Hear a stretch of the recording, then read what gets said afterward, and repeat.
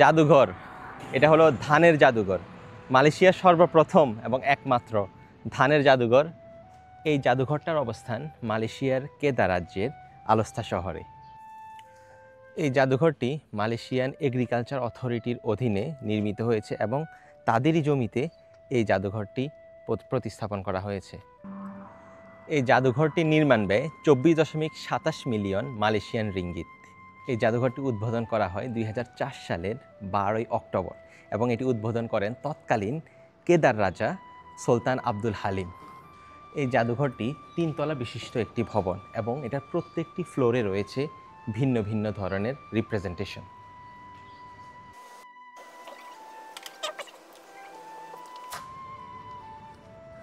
Okay, thank you. এই জাদুঘরের ঢোকার জন্য টিকিটের মূল্য নির্ধারণ করা হয়েছে 5 রিঙ্গিত করে পার পারসন। সো আমরা এখন সামনের দিকে যাব। এই জাদুঘরে প্রবেশ করার পরপরই আপনি সামনে দেখতে পারবেন একটা গুহার মতো প্রবেশপথ, যেটা দিয়ে বেয়ে আমরা সোজা 3য় তলায় চলে যাব। 3য় তলায় উঠতে আমাদের টোটাল 59টা ধাপ পেরোতে হবে এবং উঠতে উঠতে চারপাশে যে একটা নকশা করা আছে এটা অ্যাকচুয়ালি গুনং কেরিয়ান, এটার পাশে একটা পাহাড় আছে, ওই পাহাড়ের গুহার একটা পরিবেশ এখানে স্থাপন করা হয়েছে। 3য় তলায় উঠলেই আপনার চোখে পড়বে 360 ডিগ্রি একটা দেয়াল চিত্র, যা হলো পুরো মিউজিয়ামের সবচাইতে আকর্ষণীয় জায়গা। এই দেয়াল চিত্রটির উচ্চতা 8 মিটার এবং এটার দৈর্ঘ্য 103 মিটার।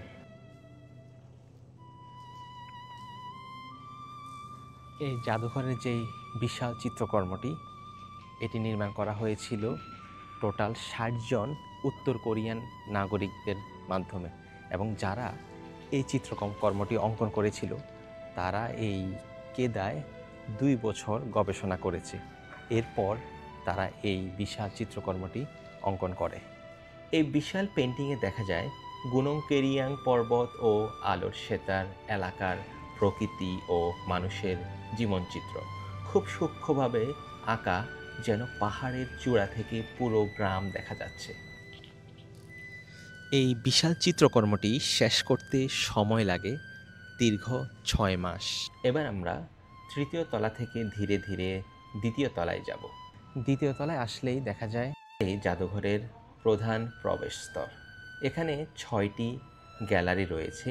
প্রতিটি গ্যালারিতে ধান চাষের ইতিহাস, প্রাচীন কৃষি পদ্ধতি এবং স্থানীয় ও আন্তর্জাতিক ধান উৎপাদনের ধরন তুলে ধরা হয়েছে।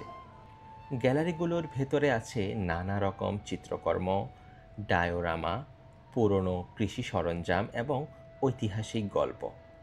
এবার আমরা চলে আসলাম একদম নিচতলায়। এখানে আপনি পাবেন ধান উৎপাদন ও প্রক্রিয়াকরণের পুরো গল্প একসাথে। ধান থেকে তৈরি পণ্য, ঐতিহ্যবাহী ধান রাখার ঝুড়ি ও যন্ত্রপাতি। এই জাদুঘরে মালয়েশিয়ার ধান চাষের ইতিহাস, ধান উৎপাদনের প্রক্রিয়া এবং বছরের পর বছর ব্যবহৃত বিভিন্ন কৃষি সরঞ্জাম ও যন্ত্রপাতি প্রদর্শন করা হয়েছে। এখানে এসে শুধু ধানই নয়, এখানে এসে আপনি জানতে পারবেন কেদার মানুষের জীবন ব্যবস্থা এবং তাদের জীবন বৈচিত্র্য কেমন ছিল এবং বর্তমানে কেমন আছে। সো আপনি যদি কখনো কেদায় আসেন অথবা আলোর সেতার আসেন, অবশ্যই ট্রাই করবেন এত সুন্দর একটা জায়গা ভিজিট করে যেতে। Tata, good bye.